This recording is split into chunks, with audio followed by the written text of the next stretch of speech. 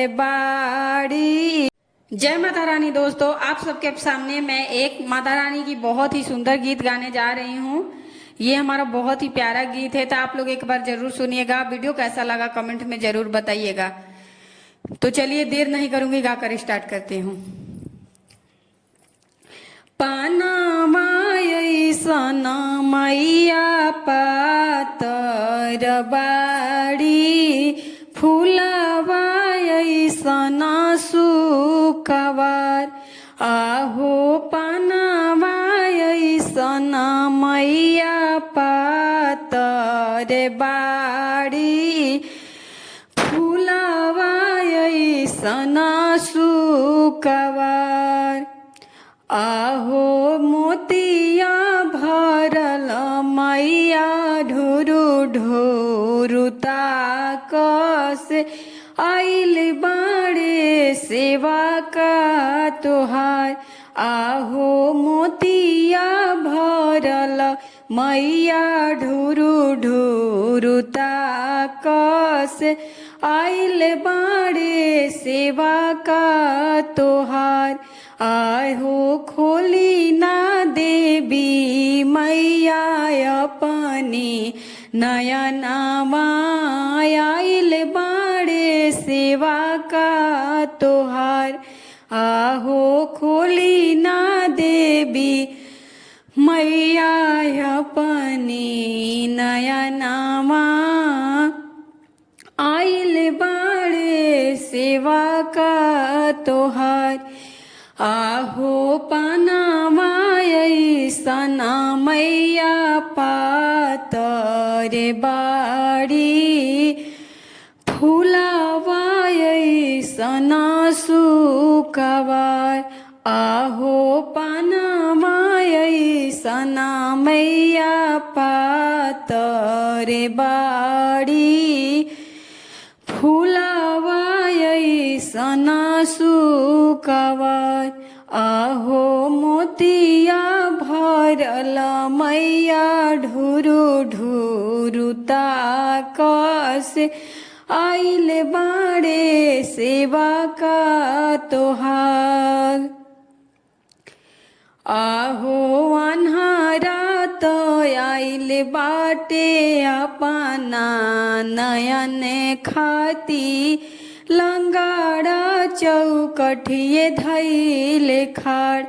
आहो माई अन्हारा तो आइल बाटे अपना नयन खाती, लंगाड़ा चौकठिए धैले खाड़।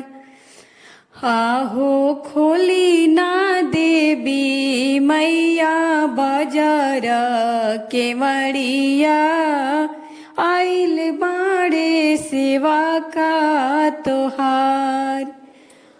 आहो खोली ना देवी मैया बाजार के मड़िया, आइल बाड़े सेवा का तोहार।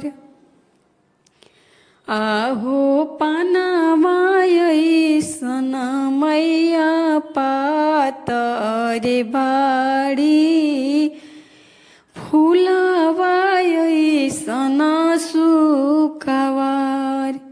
आहो पानामाय सना मैया पातर बाड़ी, फूलवाय सना सुकवार। आहो ढोरू ढोरू नैना से ताकत बाड़ी, आइल बाड़े सेवा का तोहार। आहो खोली ना देवी मैया बाजार के मड़िया, बांझिन चौकठिए धैले खाड़। आहो खोली ना देवी मैया बाजार के मड़िया, सेवा खाता के ले तोहा दुआर। आहो पानामाय सना मैया पातर घर बाड़ी फुलावानिया ना सुखवार। हरे मोतिया भरल मैया ढुरु ढुरु ताकस अन्हारा चौकठिए धैले खाड़। आहोछ सेवा खायले तोहा दुआर। आहो खोली ना देवी मैया बजर केवड़िया सेवा खायले तोहर दुआर। तो दोस्तों आप सबको हमारी गीत कैसी लगी? आप सबसे माफ़ी चाहती हूँ दोस्तों, मैंने गीत रिकॉर्ड किया था लेकिन मेरा साउंड पता नहीं कैसे म्यूट हो गया, पता नहीं चला, तो मैं ऊपर से गीत गाकर आप लोगों को सुना रही हूँ। ये तो आप लोग गलती होगा तो मुझे माफ़ कीजिएगा और गीत को प्यारा आशीर्वाद दीजिएगा। मिलते हैं एक नई भजन के साथ, तब तक के लिए जय माता दी।